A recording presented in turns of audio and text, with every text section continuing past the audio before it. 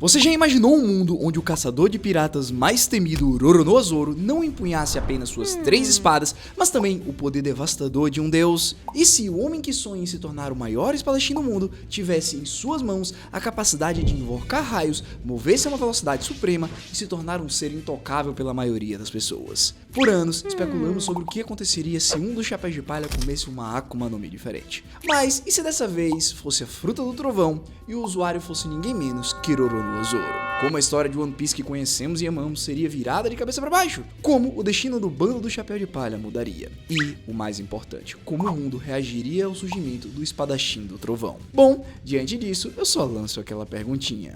Como seria se o Zoro tivesse comido Goro Goro no Mi em One Piece? Nossa história não começa com o encontro do Zoro e do Luffy em Shells Town, mas muito antes, nas densas florestas da Vila Shimotsuki.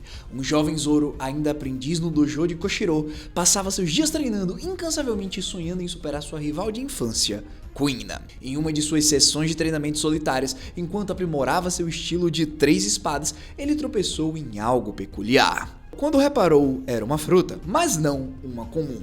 Uma Akuma no Mi de aparência estranha, com espinhos protuberantes, como se a própria natureza a tivesse adornado com um aviso. Ignorando a aparência bizarra, Zoro, movido por uma curiosidade inata, ou talvez por um pressentimento do destino, a consumiu. O choque foi imediato e avassalador.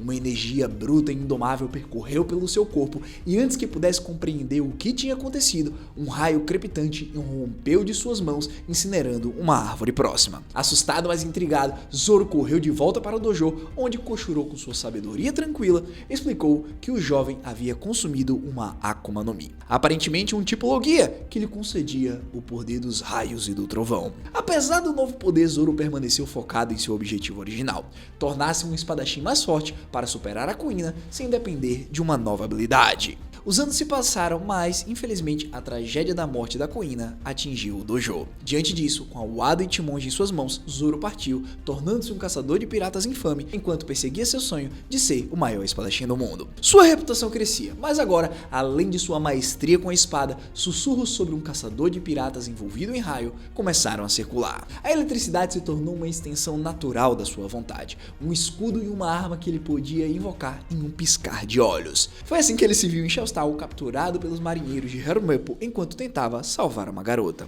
Apesar de ter o poder de se libertar a qualquer momento, Zoro permaneceu contido, garantindo a segurança da garota e aceitando a punição de fome imposta a ele. Foi então, depois de alguns dias, que um certo aspirante a pirata, com um chapéu de palha e um sorriso teimoso, apareceu, intrometendo-se na situação. Luffy, em sua busca por companheiros fortes, decidiu que o Solador seria um excelente membro para sua nova tripulação, que nem criada ainda estava. Luffy também descobriu que Harumeppo não tinha intenção de cumprir sua promessa e o informou. Diante disso, o borrachudo ofereceu ao caçador de recompensa para recuperar suas espadas, mas rapidamente ele recusou. No instante seguinte, as amarras do Zoro se tornaram pó e o espadachim se transformou em pura eletricidade, escapando, deixando Luffy de queixo caído e os marinheiros em choque. Literalmente. No instante seguinte, o Solador avançou como um raio, derrotando até mesmo o capitão Morgan's mãos de machado em um único instante. Com os marinheiros carbonizados e caídos no chão, Zoro decidiu ir procurar suas espadas, mas o Chapéu de Palha o deteve. Determinado a fazer com que aquela pessoa super poderosa se tornasse um membro da sua tripulação, Luffy disse para o Zoro e para todos vocês que estão assistindo para deixar o like e se inscrever só assim para receber os melhores conteúdos de One Piece da internet. Luffy também disse para o Zoro que o enfrentaria e que caso vencesse, o Solador teria que se juntar à sua tripulação. Surpreso com a vontade do Luffy, mesmo depois de vê-lo derrotar uma base inteira da marinha, Roronoa começou a rir e concordou, dizendo que nem precisaria das suas espadas para essa luta. Diante disso, Zoro disse a Luffy para dar o seu melhor golpe, confiante de que aquele piratinha não seria capaz de tocá-lo. 2 segundos depois, Roronoa foi arremessado contra uma parede, estupefato com o fato de que, apesar de seus poderes de ser intangível, Luffy foi capaz de atingi-lo. O borrachudo começou a rir com aquela cara de que não entendeu nada e preparou o seu punho. Percebendo que estava em uma desvantagem significativa, Zoro desviou do ataque e atingiu Luffy com níveis insanos de raio, mas não houve nenhum efeito. Acontece que, como todos vocês sabem, o corpo do Luffy é feito de borracha ou seja, ele era completamente imune às habilidades do espadachim. Os dois lutaram por mais um tempo, até que no fim, o Solador caiu no chão. Diante disso, Zoro proclamou que nunca perderia se ele estivesse com suas espadas, mas um acordo é um acordo. Considerando sua derrota e impressionado com o espírito inabalável do Luffy, ele decidiu encerrar o dia e se juntar à tripulação daquele maluco. Os recém-formados Chapéus de Palha logo chegaram a Orange Town, onde Bug estava no controle.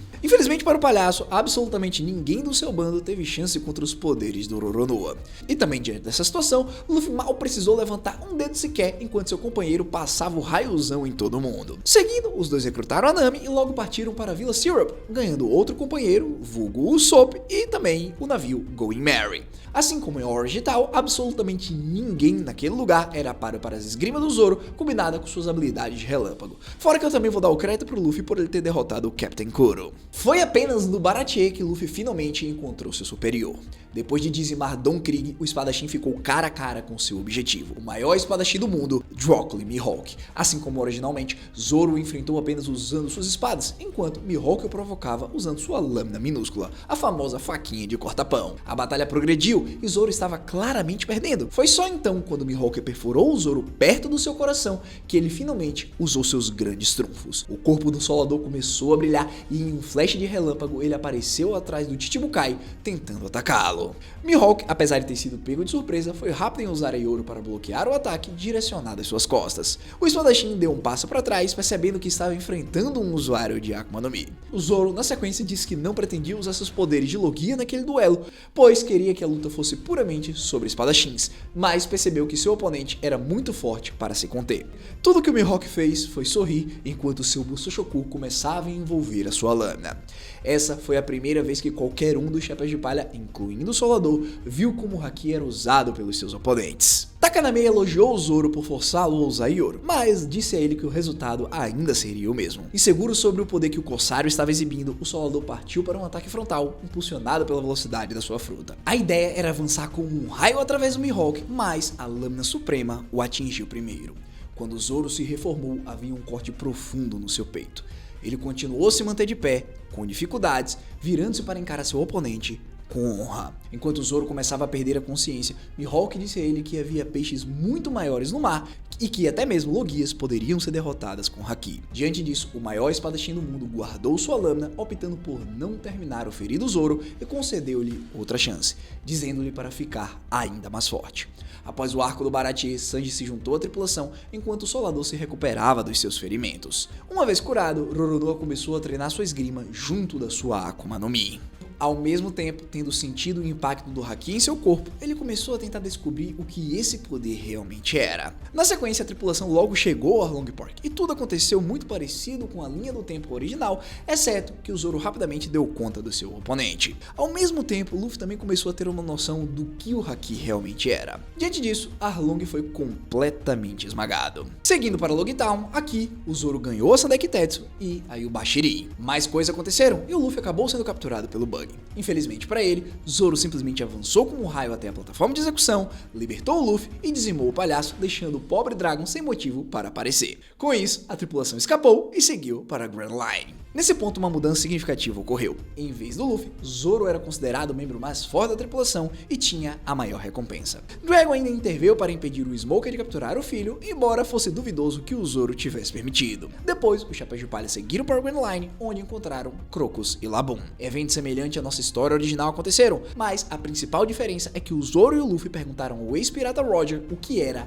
o Haki. A tripulação passou um tempo na área enquanto Crocus demonstrava o que era o Haki, mostrando à tripulação como funcionava. Tendo tido uma ideia melhor da mecânica desse poder, o bando seguiu para o Whiskey Peak. Os eventos a partir daqui foram muito parecidos com o original, com os membros da Baroque Works sendo espancados e a tripulação levando a princesa Vivi a bordo. O bando prosseguiu passando pela ilha de Drum, ganhando Chopper como membro da tripulação, antes de seguir para Alabasta. Lá, o Zoro rapidamente deu conta do Mr. One, enquanto também aprendeu que podia cortar qualquer coisa. Obviamente, ele não não sofreu nenhum dano na batalha e acabou também indo enfrentar o Crocodile, ajudando o Luffy. A essa altura, algo espetacular aconteceu. Tendo compreendido a sensação do Haki e enfrentado um oponente intangível, Luffy e Zoro exibiram o Haki do armamento. Seu novo poder, combinado com a Gorogoro no Mi e a Gomu Gomu no Mi, provou ser demais para o Crocodile, dizimindo o vilão e frustrando seus planos de dominar Alabasta. Depois disso, Nico Robin se juntou à tripulação, Luffy e Zoro treinaram seu Haki e Skypiea transcorreu sem intercorrências. Afinal, não havia nenhum tipo de vilão espetacular para representar a ameaça para os 9 Chapéus de Palha.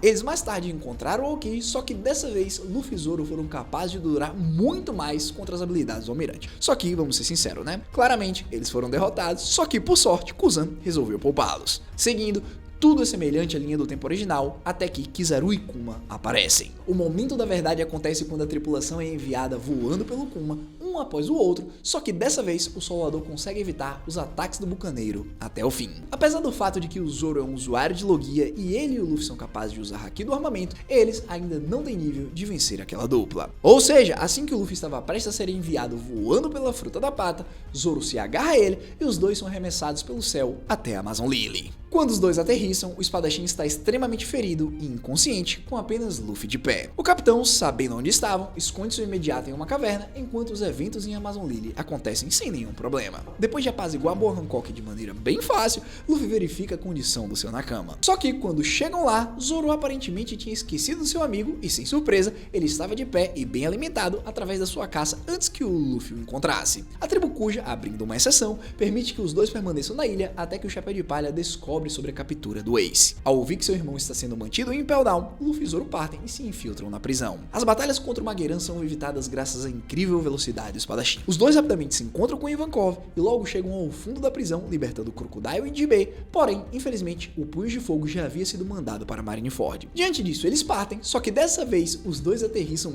bem no meio da guerra. Os dois companheiros trabalham juntos para avançar pelos marinheiros e logo alcançam Ace na plataforma de execução. Com os piratas do Barba Branca em suas costas, Luffy finalmente pode libertar o seu irmão, com o Solador servindo tanto como uma barreira quanto uma fonte de recuo. Enquanto os dois irmãos faziam sua retirada apressada, com Jinbei e Zoro trabalhando para abrir caminho, Barba Branca chegou com força total, ordenando que sua tripulação recuasse, enquanto o homem mais forte do mundo abalava Marineford até seus alicerces. Akainu, por sua vez, perseguiu os irmãos e conseguiu trazer o Ace de volta, insultando o seu pai. Quando ele estava prestes a desferir um golpe devastador no Luffy, alguém de repente apareceu para receber o ataque de frente. Esse alguém era Zoro, com sua katana imbuída em Haki do armamento e raios o cercando. Zoro colidiu com o Almirante do Magma, impedindo-o de desferir o golpe mortal em Luffy e salvando o Ace no processo. A raiva do Solador explodiu através dele enquanto ele gritava para Akainu ficar longe do seu capitão.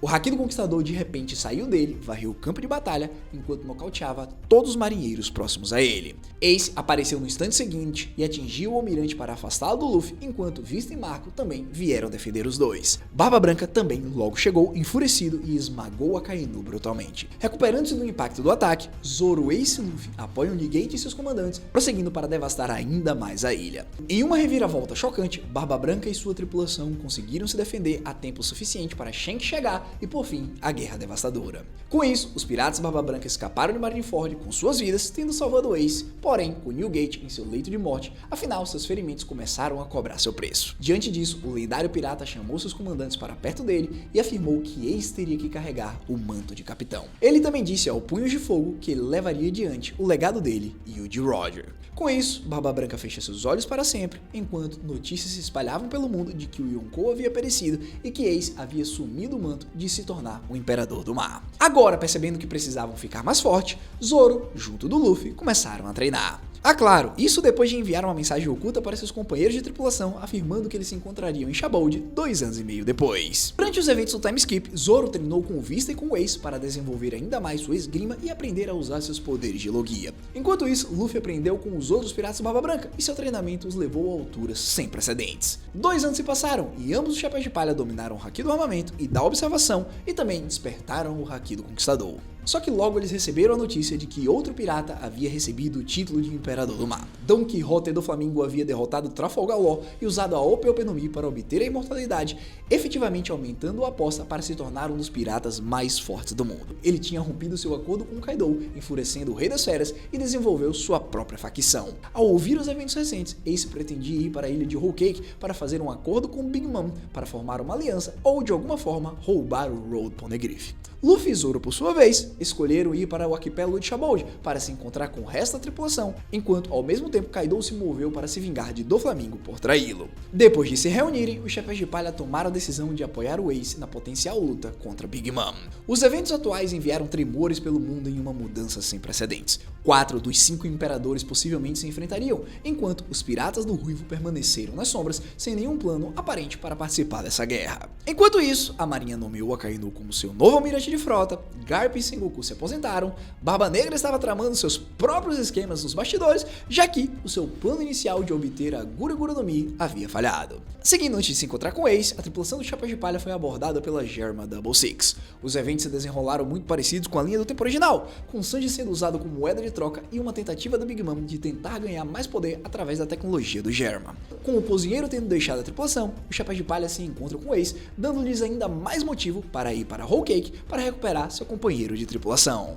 O arco de Totoland se mostrou muito diferente dessa vez em comparação com a linha do tempo original, pois os Chapéus de Palha chegaram com uma força total junto do Marco e do Vista. Ace ficou para trás com o resto do seu bando para evitar uma guerra em grande escala e os Chapéus de Palha conseguiram invadir as instalações. Dito isso, a gangue se infiltrou e conseguiu recuperar o Sanji, afinal eles tinham um poder de fogo adicional, só que isso instigou a Big Mom a segui-los e se encontrar no mar, preparando um palco para um confronto com toda a força dos piratas do Barba Branca. Chegando em uma ilha isolada, as duas tripulações se prepararam para se enfrentar em uma das guerras mais épicas desde Marineford. Ace e Luffy se prepararam para enfrentar a própria Yonkou, enquanto o resto dos comandantes do Barba Branca se alinhavam para lutar contra os oficiais e comandantes do alto escalão da Big Mom. À medida que a luta começou, piratas proeminentes como Smooth, Cracker e Snack Oven se juntaram à briga para lutar contra piratas como Vista, Josu e os outros.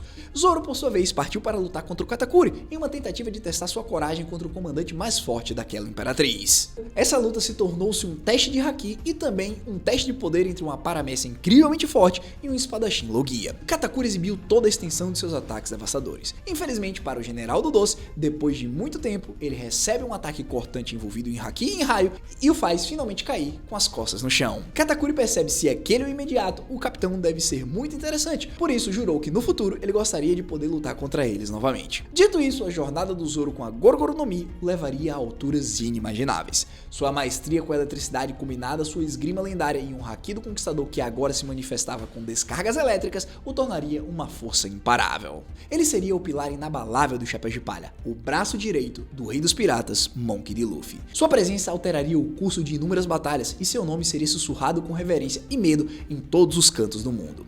O sonho de se tornar o maior espadachim do mundo seria alcançado, mas de uma forma que ninguém jamais poderia ter previsto, com o trovão e o relâmpago dançando em suas espadas. E você, acha que o Zoro seria capaz desses feitos nessas condições? Comenta aqui embaixo, porque eu só sei de uma coisa, se você quiser uma história tão boa quanto essa, não esquece de deixar o like, se inscrever e assistir esse próximo vídeo que tá aparecendo na sua tela.